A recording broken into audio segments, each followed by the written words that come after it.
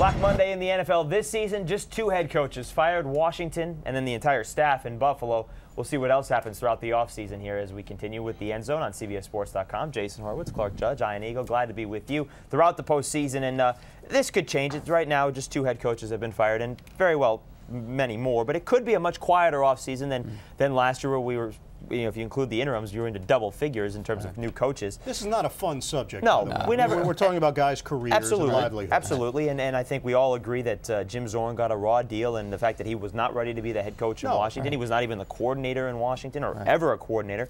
Having said that, expected that Mike Shanahan will be the head coach, could be named here today, maybe tomorrow. Think it's a good fit in Washington? Well, I mean, it's a good fit because they got a big name, and Daniel Snyder's in love with big names. Mike Shanahan struggled down the stretch there in Denver because he didn't have a franchise quarterback. So my question is, where's the franchise quarterback in Washington? People say he's taking this job for the money. He's getting a lot of money from Denver already, right? He's getting a lot of money to play golf out there. And you look at Daniel Snyder will pay him a ton of money to get this club back in the mix offensively. But where's the quarterback? They're going to have to draft one. And then somebody told me that they'll keep Campbell, even though his contract's expiring. They'll find a way to keep him around for a year to mentor that young quarterback. I have a separate problem, though, because, you know, they've had good coaches there in the past. Yeah. And it hasn't worked out since Daniel Snyder's been there. You know, maybe it's a hands-off approach, but show me. When has he ever taken a hands-off approach? I think the difference now is that he recognizes this is a critical time. Daniel Snyder does, and this gets him off the hot seat. Mike Shanahan will now take all the arrows, and Shanahan will willingly do that. The resume is there, the 2 Super Bowl championships, his innovative mind when it comes to offense. Snyder recognized that he couldn't play around with this decision. This one had to be the big one, and I think he got what he viewed was the guy with the best resume out there. And with Buffalo, Perry Fuel, the entire staff, gone there. The reports this weekend, they met with Bill Cowher, then the reports on Monday that Bill Cowher's probably not going to coach in 2010.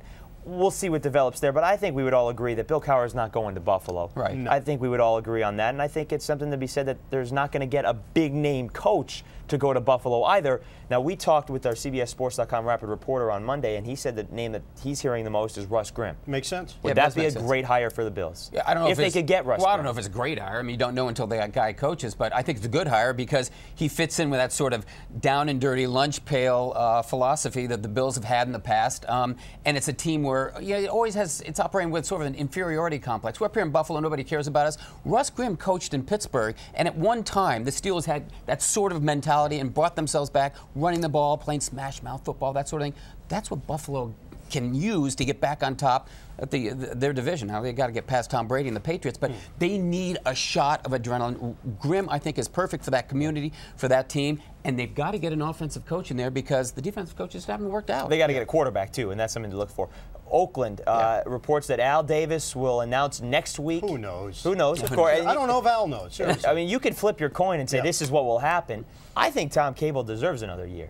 That's just my own thought. Yeah, but I'm not sure that Al Davis is going to give him another year. And so much is locked into the quarterback, Jamarcus Russell. If Cable did not have to play Russell, which they may have been 500. They probably would have been a 500 team. They were good enough. Defensively, they're good enough to compete right now. We've learned that about them. They've got capable guys on that offense to run the football. We know they made another big mistake on draft day with Darius Hayward-Bay. They just reached for him.